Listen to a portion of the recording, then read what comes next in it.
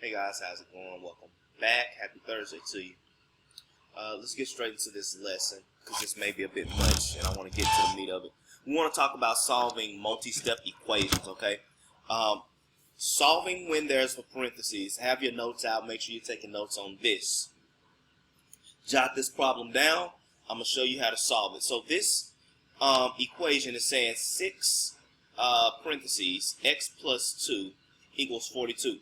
Now, in order to solve this, what's been done to the variable, you got to first get rid of that 6 that's outside of the parentheses, all right?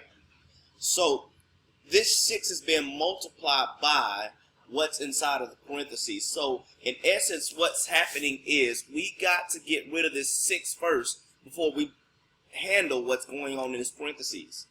In this particular instance, we're going to multiply by the reciprocal of 6 or inverse operations. Remember, I said you can multiply by the inverse or you can divide by 6. And this is what it looks like. You have 1/6 times 6, which cancels the 6 out, or and then over here you have 42 times 6, right? Or you can simply say you're going to divide both sides by 6. And in any case, it's going to be 42 divided by 6, because 42 times 1 is 1, and then we end up with 42 divided by 6, which is 7, okay? And now we're at a basic one-step equation here. Here you now have x plus 2 equals 7. You're going to subtract both sides by 2, or add a negative 2. And you end up with the solution of x equals 5. All right?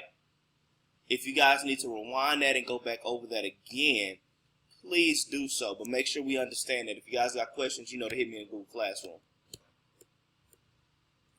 What about this one? Same concept is going to take place here. Oh, it looks like it. I'm not sure what's going on over here. Ignore all this. So we need to do the inverse of multiplying by 4/5, which is going to be multiplying both sides by 5/4. Okay, this cancels out. What happens here? Now I'm gonna talk you through this, but I'm gonna show you a shortcut. You end up with 4 times 5, which is 20, 1 times 4, which is 4, and you end up with 20 divided by 4, which is 5. Here's a shortcut. You see this 4 here, you see this 4 here. Those 4's cancel out, and you end up with 5/1, which is still 5, the solution to this expression here. You end up with x minus 5 equals 5. You add 5 to both sides, and you end up with the solution of 10. Alright? So what I want you to do is I want you guys to pause the video and I want you guys to try this problem. Right now you should pause the video. I'm not sure if I told you guys, but go ahead and jot this problem down and work this problem. This is your example for you to work. Alright, I'm now going to work the problem. Okay, remember the way that the PowerPoint breaks it down, we're going to multiply by the reciprocal. But remember, I told you guys that multiplying by the reciprocal is the same as dividing by a number. So I'll do this one more time, and for the remainder of this lesson, I'm just going to divide by whatever the number is, unless it's a fraction in which I have to multiply by the reciprocal. So I will multiply both sides by 1/7.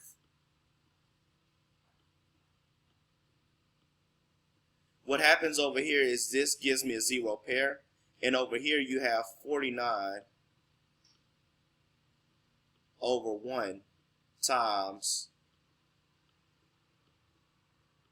1/7, and you end up with 49/7, which is 49 divided by 7, which is indeed 7.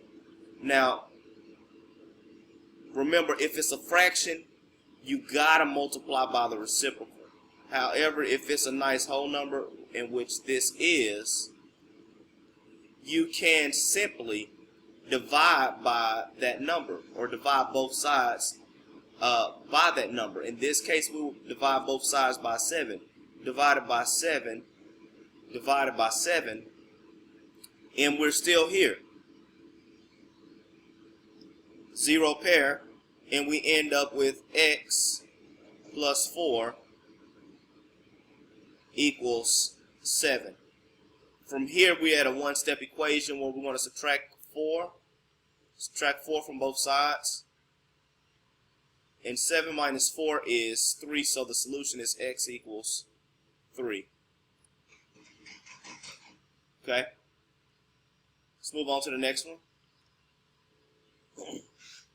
I'm going to give you guys a little bit of time, and I want you guys to work this one. Alright? I hope you paused the video. Hope you worked it. Now, here's a fraction. Remember, I told you, when you have a fraction, you have to multiply by the reciprocal. Like, you can't take the shortcut that I just showed you.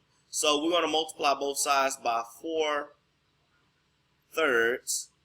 That cancels both of these out. Okay? When I multiply this side by 4/3, I'm going to just go ahead and put 3 over 1 here. And I'm going to do 4/3. Okay?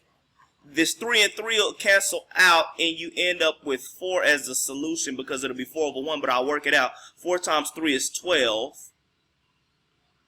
3 times 1 is 3. 12 divided by 3 is 4.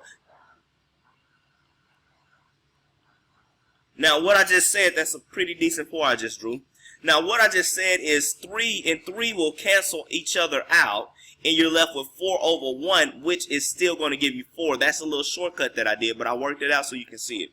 So you end up with x minus 12, it's a good one, equals 4. We're going to add both sides by 12 to both sides. 4 plus 12 gives you 16 equals x. Therefore, x is not the solution. My bad, guys. X equals 16 is the solution to this problem. All right. So let's go back to our PowerPoint and catch the next piece. So this next piece, title your notes, solving when there are variables on both sides. If you need to pause that so that you can capture that in your notes, please do so now. I'm changing in 3, 2, 1. I'm changing. That's what you should have titled your notes. So now we have a variable on both sides of the equation. How do we do it? Same thing. To solve this, you're going to basically use the additive property, the additive principle. And you're basically going to subtract 3x from both sides. You want to get the variables together. Okay? And this is basically called combining like terms. We want to combine the like terms. Okay? The like terms in this problem is x. So what happens is you're going to subtract 3x from both sides. You end up, this gives you a 0 pair. Here you have 6 minus 3x, and that gives you 3x, and then you have 9. Now the final step is going to be what we've been doing, which is the inverse of multiplication, or you're going to divide, right? Remember I said you can divide. So we're basically dividing both sides by 3. You end up with negative 9 minus 3, which is a negative 3, or 1/3 times a negative 9, which is still a negative 3, and you end up with negative 3 is the solution for x. Let's move to the next one. On this example, you have variables and constants on both sides. Well, you're going to follow the same process. You're going to gather the variables on one side, and you're going to have the constants on the other. Okay?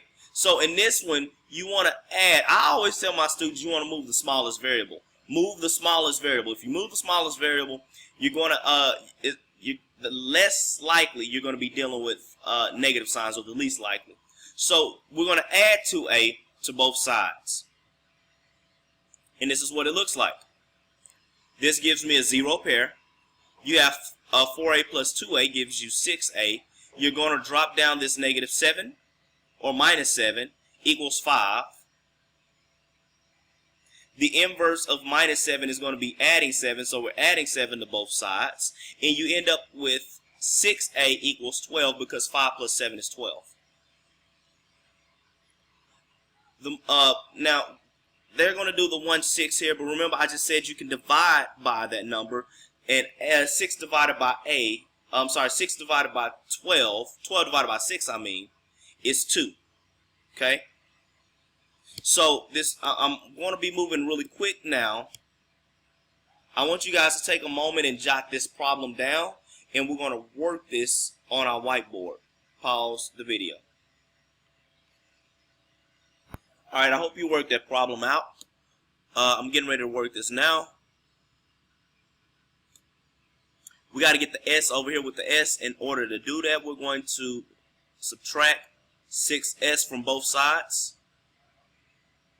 That's an ugly S that I did, but that's okay.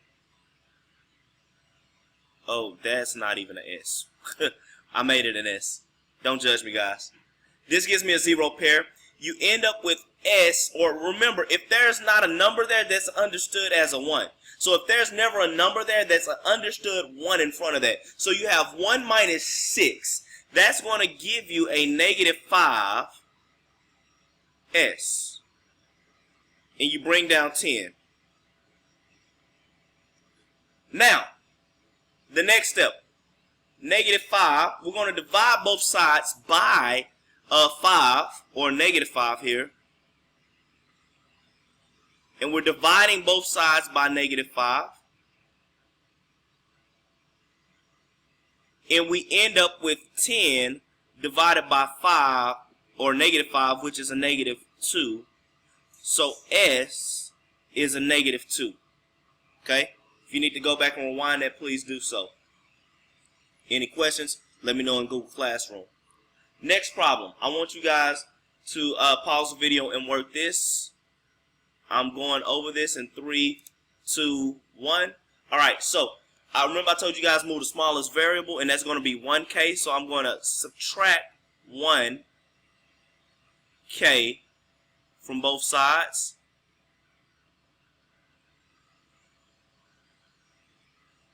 Okay, and then you end up with 20 equals 8K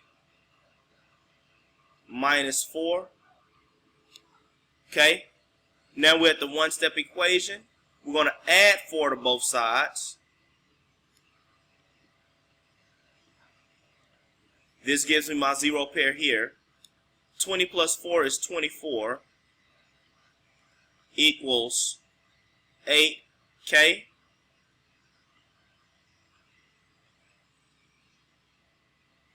And then we're going to divide both sides by 8. Now remember, in the PowerPoint, guys, they multiply by the reciprocal. And remember, I showed you that shortcut. That's not what I wanted. This is messing me up, my timing. Anyways, that cancels out. 24 divided by 8 gives you 3. And the solution for this equation is K equals 3. Alright, so I want you guys to practice that. Make sure you understand that, and check out the independent practice that I have in the Google Classroom, and I will catch you guys next time. Peace.